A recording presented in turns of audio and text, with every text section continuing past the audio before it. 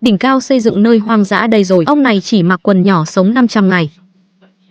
Tay không nung ra gạch, lọc luôn cả vôi, xây chỗ trú có sưởi ấm. Còn sáng chế trồng cây không đất, máy câu cá tự động, ăn mặc không lo nghĩ luôn. Chưa mua đồ đã lao vào rừng. Muốn sống sót trọn vẹn, anh quyết định chế vài món đồ hợp tay. Kéo dây leo như dân chuyên, có ngay cái bình xịn sò. Tiếp tục gom đất sét thượng hạng. Sống rừng không thể thiếu nước. Vì thế anh làm ngay bình gốm đựng nước.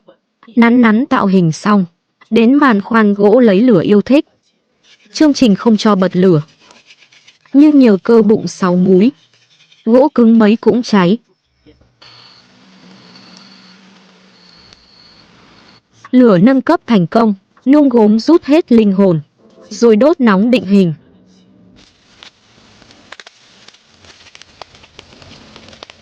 Dáng hơi méo, nhưng bình gốm vẫn ổn. Mài nhọn gỗ cháy thành que, để bới tổ mối. Muốn chỗ trú vững chắc, anh làm lò nung gạch. Nặn đất sét theo kích thước cần. Dùng cành cây làm khung, tạo lỗ gió bên dưới. Dùng đất sét xám siêu đặc, làm tường lò, chịu nhiệt không nứt. Xếp đất sét cao dần, có không gian nung rộng. Rừng có gì ăn nấy. Muốn sống sót, phải tinh mắt. Cây khô giấu kẹo rừng, vừa bổ dưỡng, vừa ngon tuyệt. Lá cây bọc lại, rồi phủ đất vàng, cho kín. Ăn no hay ăn vặt đều ngon. Lựa chọn tuyệt vời. Nạp năng lượng xong, anh gặp viên đá định mệnh.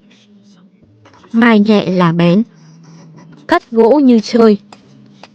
Nhanh chóng sang thời đồ đá. Cây chịu 5,000 sát thương, bị đốt ngay. Có khúc gỗ ngon rồi, nếu lười thì thế thì triển ngay chiêu tháp kiếm chiến. Rồi anh mù tỉ mẩn mài một cái mũi đục nhỏ, dùng để khoét từng chút một vào khúc gỗ. Do mũi đục đá hơi ngắn, nên tiếp theo sẽ cần tới than củi, đốt bên trong cho cháy mở đường. Cho đến khi hai đầu cháy thông nhau, lúc này mới có thể gắn lưỡi rìu vào bên trong. Dùng đục gọt thêm chút nữa. Thế là có ngay một cán rìu vừa tay, chuẩn chỉnh. Người ta bảo, vấn đề thì luôn nhiều hơn giải pháp. Nhưng với đôi chân cỡ 35 của anh ấy, sợi dây thừng này còn mang chút hương vị đặc biệt.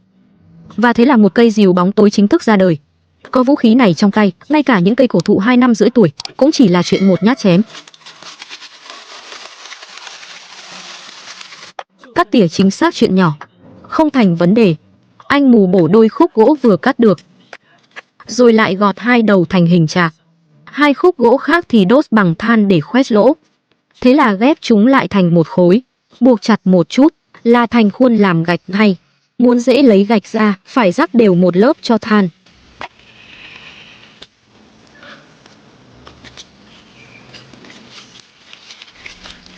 Có khuôn hỗ trợ rồi, vài thao tác là đã có viên gạch vuông vắn. Dấu hiệu của tiến bộ loài người chính là biết dùng công cụ. Nếu không nhanh mà tiến hóa, thì giờ chắc anh đang là đồ treo cây rồi. Do lò nung hơi nhỏ, nên phải cho mẻ gạch đầu tiên vào nung trước. Quá trình nung mất tầm 4 đến 5 tiếng. Tranh thủ thời gian này, anh mù nặn đất sét thành một cái chung nước to tướng. Không lâu sau, mẻ gạch đầu tiên cũng ra lò. Nghe tiếng gạch giòn là biết chất lượng gạch xịn miễn bàn. Xem ra, đây không phải lần đầu anh bị đuổi khỏi nhà. Dù mỗi lần nung gạch tốn khá nhiều thời gian, nhưng khi nhìn thấy thành phẩm, cảm giác thật đáng giá. Muốn tăng tốc quá trình nung, anh mù đào thêm một bếp phụ, dự định chế một cái quạt thổi lửa tăng nhiệt. Anh lấy đất sét bọc quanh thành gỗ, tạo hình thành một ống kín, rồi dựa vào nguyên lý khí động học, nặn thành cái chụp gió. Cuối cùng bịt kín miệng ống gió, gắn đường ống vào vị trí, rồi cắt vỏ cây theo lượng gió cần. Tiếp theo chẻ đôi cành cây, kẹp chặt lại và buộc bằng dây. Vừa thử một cái, suýt thì thổi gió đến cảm lạnh luôn. Muốn tạo ra sức gió mạnh nhất thì phải đảm bảo vỏ chắn gió được kín tối đa. Sau đó lắp ráp một khung cố định để giữ trục quay. Ứng dụng nguyên lý dây cung là có thể tạo ra một đòn bẩy tiết kiệm sức. Có thêm trợ lực của quạt gió, nhiệt độ lửa có thể đạt hơn 1000 độ. Tiếp đó, anh thu gom vỏ cây an, chuẩn bị dùng để nung ra vôi sống. Chỉ cần đốt cháy vỏ cây, đợi nó cháy hết thành than trắng, rồi thu gom phần tro trắng đó, dùng giỏ mây lọc bỏ tạp chất to. Sau đó thêm nước sạch và khuấy đều. rồi vo thành từng viên tròn như thịt viên xíu mại, đặt từng viên vào lò nung. Để tăng tốc độ nung, anh gom thêm một ít củi, xếp thành đống để làm than củi.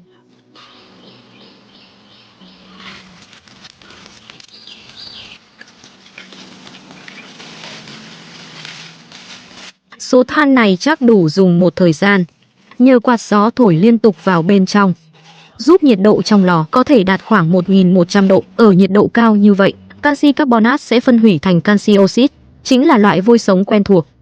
Cuối cùng dùng chưởng nghiền thành bột để tiện sử dụng. Để tạo ra xi măng có độ kết dính tốt, anh ra bờ sông thu gom cát mịn, trộn đều với vôi, rồi thêm nước để khuấy thành xi măng. Sau một loạt công đoạn chuẩn bị, cuối cùng cũng bắt đầu dựng nơi trú ẩn. Anh dùng gậy gỗ vạch khung nền nhà, rồi gom đá tảng, tưới nước để chống nước xi măng. Sau đó xếp đá dọc theo rãnh đã đào, tạo thành móng nhà kiên cố, có nền vững chắc là có thể bắt đầu xây tường gạch.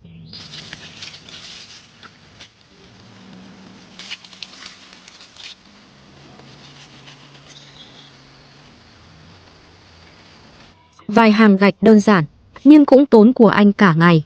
Đợi xi măng xe lại đôi chút, thì săn phẳng nền đất bên trong, rồi tiếp tục nâng cao tường.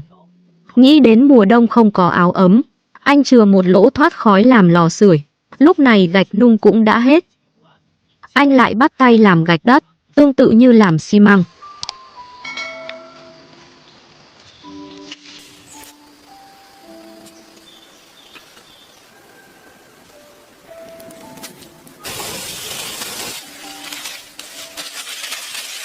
May mà đã có kinh nghiệm, nên lần này nhanh chóng làm được cả đống gạch.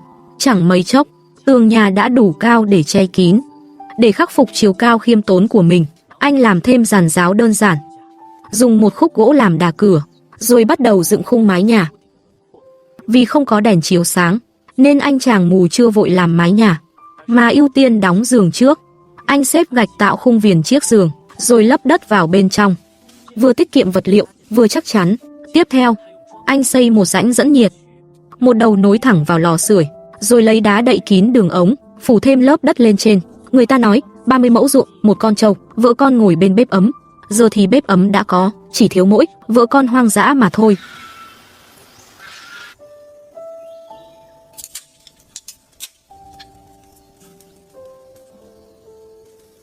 Giờ thì anh bắt đầu dựng mái nhà, thu thập một đống thân cây thẳng tắp, quét một lớp xi măng lên tường, rồi đặt từng thân cây lên. May mà tường gạch bên dưới anh xây rất thẳng, nên gỗ xếp ngay hàng thẳng lối. Khi đã có khung mái, anh bẻ cong các thanh tre để làm khuôn cho ngói. Ngói phải chống thấm tốt, nên anh chọn loại đất sét mịn hơn. Mỗi viên ngói xong, anh khoan sẵn lỗ gắn ở đầu, rồi đem phơi bên lò sưởi. Nếu không phơi khô mà nung ngay, ngói dễ bị nứt. May mà anh không vội, mẻ ngói đầu tiên ra lò rất thành công. Vì mỗi viên đều quý giá, nên anh xếp cực kỳ cẩn thận. Vật liệu cố định ngói sẽ là cây chuối rừng, loại cây nhiều xơ tự nhiên. Anh dùng gậy giã cho bẹ chuối dẹp ra, rồi rửa sạch tạp chất bên trong. Lặp lại đến 77-49 lần, mới thu được sợi xơ đều tăm tắp. Phơi trong bóng râm một ngày một đêm, là có thể bệnh thành dây thừng. Dây này cực bền, chắc như thép, 10 con đười ươi kéo cũng không đứt. Ngói làm bằng khuôn nên rất đều, lợp lên mái nhìn thẳng tắp, xếp chồng đan xen, vừa đẹp mắt vừa ngăn mưa. Chưa lợp xong nửa mái, ngói đã hết sạch, anh lại tất bật làm thêm.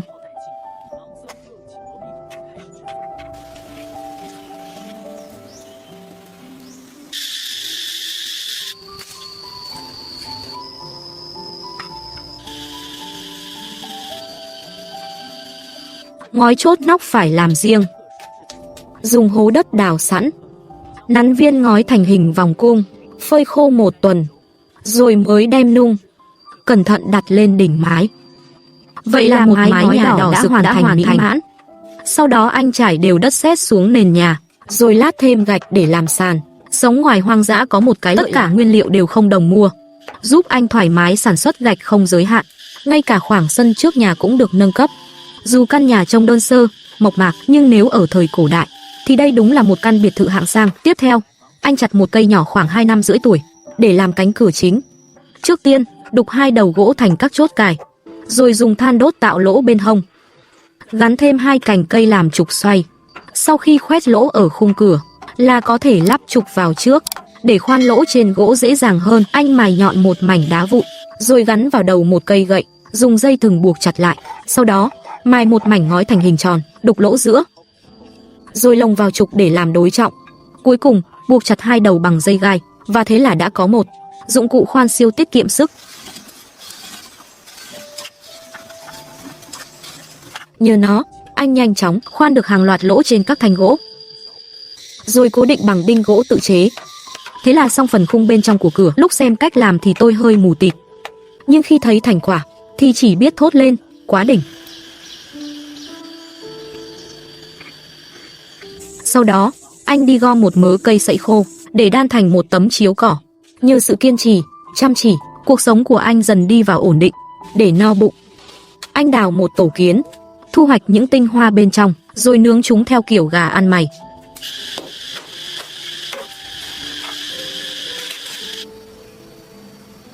Món này hạt nào hạt nấy, béo ngậy như trứng cá muối trên cạn. Nhưng muốn sống lâu dài ngoài hoang dã, cần phải có nguồn thực phẩm ổn định. Thế là anh đào một hố ngay trước cửa, lót gạch xuống đáy, rồi phủ một lớp xi măng tự nhiên, xây tường xung quanh cao dần lên. Hóa ra anh đang làm một cái hồ chứa nước, vì mọi loại thực phẩm đều cần đến nước. Cuối cùng, lát gạch kín xung quanh, giờ thì trông cũng na ná biệt thự hạng sang rồi. Để tránh động vật hoang dã xông vào vườn, anh lại đi gom thêm đá tảng, dựng thành một hàng rào chắn quanh sân. Mà thịt dễ kiếm nhất ở đây chắc là cá. Anh mài ngói trên đá để chuẩn bị. Anh chế tạo ra 4 chiếc đĩa tròn như vậy, rồi đi nhặt thêm một ít nhựa, dùng lửa hơi cho chảy ra là đã có keo dán tự nhiên. Dùng keo ghép 4 cái đĩa lại với nhau, vậy là ra một ống quay câu cá phiên bản hoang dã. Tiếp đó, buộc 3 thanh gỗ vào hai bên để tiện cố định sau này. Còn lưỡi câu thì tận dụng nhánh tre làm thay thế. Mọi thứ đã sẵn sàng, anh cố định ống quay vào cọc. Để khỏi phải ngồi chờ mỏi mắt, anh treo thêm 10 tấm gỗ vào thanh ngang. Hễ cá cắn câu, ống quay sẽ kéo cho 10 tấm gõ liên hồi vào chum đất. Phải nói là anh đúng là bậc thầy quản lý thời gian. Quăng câu xong thì lại thong thả làm việc khác, chỉ cần nghe tiếng báo động là chạy ra, còn bên kia thì vẫn bơm nước vào ao đều đều. Nói thì lâu, nhưng tiếng gõ báo cá đã vang lên. Dây câu căng cứng, chắc là hàng to đây. Quả nhiên anh kéo lên ngay một con cá trê to bằng bắp tay, mới quăng câu xuống lại. Báo động lại vang lên. Mới có 1 ngày thôi mà anh đã câu gần nửa thùng cá, giờ thì cứ nuôi để ăn dần thôi. Nhưng ăn cá mãi cũng ngán, phải nghĩ đến chuyện cân bằng dinh dưỡng. Thế là anh nảy ra ý tưởng dùng mấy cái chum đất có lỗ để trồng rau theo kiểu thủy canh. Khi chum được nung xong, anh cắt khoai lang thành từng khúc đem trồng. Trước đó phải để khoai ở chỗ ẩm cho nó nảy mầm, thỉnh thoảng tưới thêm nước. Khi mầm khoai đã nhú thì chuyển sang chậu nhỏ, xong thì dùng gậy xuyên qua, đặt trên mặt ao cho dễ chạm nước. Chất thải của cá trong nước sẽ là phân bón tự nhiên. Khoai ăn không hết thì cho cá ăn. Chuẩn chỉnh một mô hình nuôi trồng khép kín. Cơm no áo ấm chỉ còn là chuyện thời gian. Những lúc rảnh rỗi, anh vẫn thích lang thang ngoài rừng. Hôm nay, anh tình cờ phát hiện một ổ trứng chim cút. Đúng là ngồi mát ăn bát vàng. Vận may đến bất ngờ, vậy là đã có thêm nguyên liệu cho món nướng. Thời gian trôi qua, mầm khoai đã lớn nhanh, còn tóc anh thì dài tới thắt lưng. Anh đã thành công trồng thủy canh, thu hoạch được những củ khoai mập mạp. Hôm nay là ngày 500 anh ngủ ở hoang dã. Để ăn mừng mình trụ được lâu như vậy, phải làm bữa tối thật linh đình. Đầu tiên nghiền khoai lang, rồi làm ra bánh pizza khoai lang. Tiếp theo bắt con cá to nhất, quăng thẳng vào lửa nướng. Mấy cây ăn quả trước nhà thì thèm lâu rồi. Anh khoe tài khéo tay, đan ra cái dụng cụ hái quả, chỉ cần kéo dây nhẹ, quả rơi gọn trong giỏ. Không nói nhiều, bắt tay vào thôi.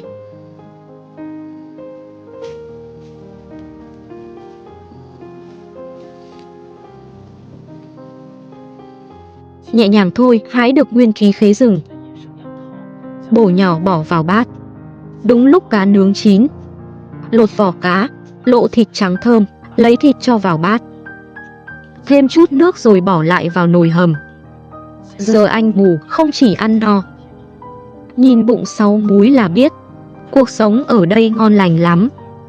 Tin rằng một ngày không xa, trên mảnh đất này sẽ xuất hiện một giống loài mới,